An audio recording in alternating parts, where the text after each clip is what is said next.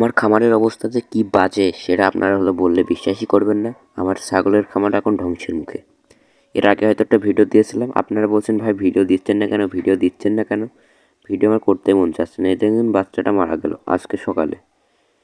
আবার এই ছাগলটা কিনেছিলাম 2 মাস প্রেগনেন্ট ছিল সেই অবস্থায়। ছাগলের বাচ্চা হওয়ার সময় হয়ে গিয়েছিল, বাচ্চা হলো মরা বাচ্চা, খাসির বাচ্চা হলো মরাটা।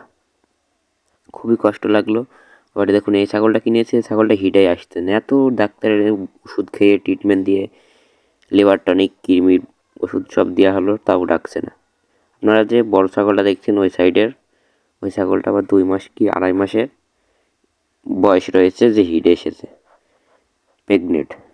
এই দেখুন এই ছাগলটা দেখতে পাচ্ছেন, এই ছাগলটা ওই ছাগলেরই মা। ওই ছাগলটা যখন 20 দিন বয়স, এখন ওর মা আবার হিডে এসেছিল।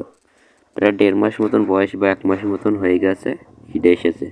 এই ছাগলেরই বাচ্চা যে এগুলো খাচ্ছে ঘাস ওই সাইডে। আমি যে ভিডিও আমার করার আমার ইচ্ছাই নেই, আপনাদেরকে একটু ভিডিও করছে। আমার ইউটিউব চ্যানেলে ইমপ্রেশন একদমই ডাউন হয়ে গেছে। ভিডিও যে দিতেই পারছি না। আমি ভিডিও নিয়ে করবো? আমার এই 6 মাস যে আমি খামারটা দিয়েছি, 6 মাসে যে আমার কত টাকা লোকসান গেল ঠিক নাই। আমি প্রায় কিনে 1 থেকে 1.5 লাখ টাকা ইনভেস্ট করে দিয়েছি ঘর মর বানাতে, এ করতে ও করতে। আমার প্রত্যেক দিন ঘাস পাতা কাটতে হয়, এ করতে হয় ও করতে হয়।